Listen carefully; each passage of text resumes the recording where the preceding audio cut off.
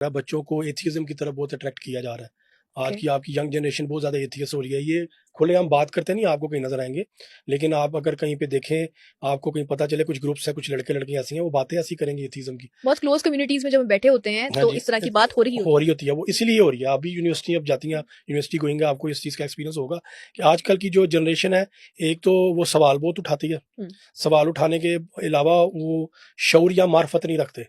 معرفت ہونا بہت ضروری ہے, چاہے آپ مسلمان ہیں, جب آپ کے پاس معرفت نہیں ہے تو آپ کی عبادات, آپ کے باقی معاملات وہ کسی کام کے نہیں ہیں. سوال کرنا اچھی بات ہے. ہاں جی, سوال دیکھیں, سوال ابلیس نے بھی کیا تھا, اللہ سے اختلاف رائے کیا, سورہ بقرہ میں اس کا ذکر ہے.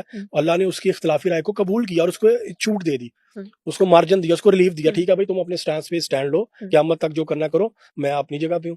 اللہ خالق ہے, وہ اس کی مخلوق تھی, اللہ چاہتا اسی وقت ابلیس کو مار دیتا. ٹھیک ہے, مار بھی سکتا تھا, اللہ نے نہیں مارا. تو یہاں پہ ہمیں بھی یہ چیز سمجھنے کی ضرورت ہے کہ اللہ بھی اختلاف رائے کو قبول کرتا ہے. کو کس طرح سے ٹیکل کیا, کیسے ٹیکل کرنا ہے. آپ نے بڑی تحمل مزاجی کے ساتھ, بڑے ظرف کے ساتھ آپ اگلے کی بات سنیں, کنونس کریں, اگلے سے بات کریں. اگر آج کی ایتھیز جنریشن کو یا ینگ کمیونٹی کو اللہ نہیں سمجھ میں آتا, اللہ نہیں نظر آتا, تو ہم جیسے بندوں سے کانٹیکٹ کریں, ہم آپ کو اللہ دکھاتے ہیں, اللہ ثابت کرتے ہیں جو آپ کی سائنس نہیں مانتی یا آپ لوگ نہیں مانتے. کیا پہلے لوگوں کو ایتھیزم کی طرف لے کر جایا جاتا ہے کسی ایجنڈا کے تھرو, اس کے بعد پھر وہ الومناٹی کو جوائن کرتے ہیں, یا پہلے جو ایتھیسٹ ہوتے ہیں ان کو ہی ڈرائیو کیا جاتا ہے؟ دیکھیں, قرآن پاک میں ایک آیت ہے کہ اللہ کی رحمت سے کبھی بھی یا اللہ کی امید سے کبھی بھی مایوس نہ ہو, نا امیدی نہ بناؤ, نا امیدی کفر ہے.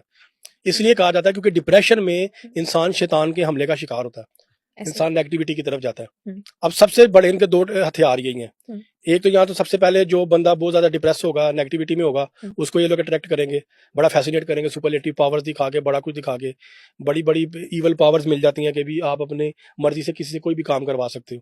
ٹھیک ہے, یا یہ بات کریں گے کہ جی اللہ ہے ہی نہیں. ٹھیک ہے, اللہ گاڈ ایگزسٹ نہیں کرتا, یہ بگ بینگ ہوا, پوری دنیا خود بخود بنی. ٹھیک ہے, سائنس کے تھرو. سائنس جو باتیں آج کر رہی ہے, یہ 1400 سال پہلے قرآن اللہ بتا چکا ہوا ہے. سورہ الاعراف میں آیت میں وہ سارا واقعہ ملتا ہے کہ کیسے ہم نے انسان کو خلق کیا, اس میں روح پھونکی, الستو بربکم ایک آیت ہے. ٹھیک ہے, پھر وہ اندر سے جواب آیا, جب روح پھونکی وہ جسم میں اندھیرا دیکھا, وہ ایک پورا واقعہ. تو آج یہ کچھ عرصہ پہلے سوشل میڈیا پہ میں نے ریسرچ دیکھی ہے کہ جب کیا کہتے ہیں فرٹیلٹی سسٹم میں جب سپرم ایگ میں ٹرانسفر ہوتا ہے تو ایک لائٹ کا ایک بگ بینگ ہوتا ہے. ٹھیک ہے, عورت کے جسم میں. تو یہ قرآن آپ کو 1400 سال پہلے بتا چکا ہے کہ اندھیرے سے روشنی کی طرف سفر ہے انسان کی پیدائش کا.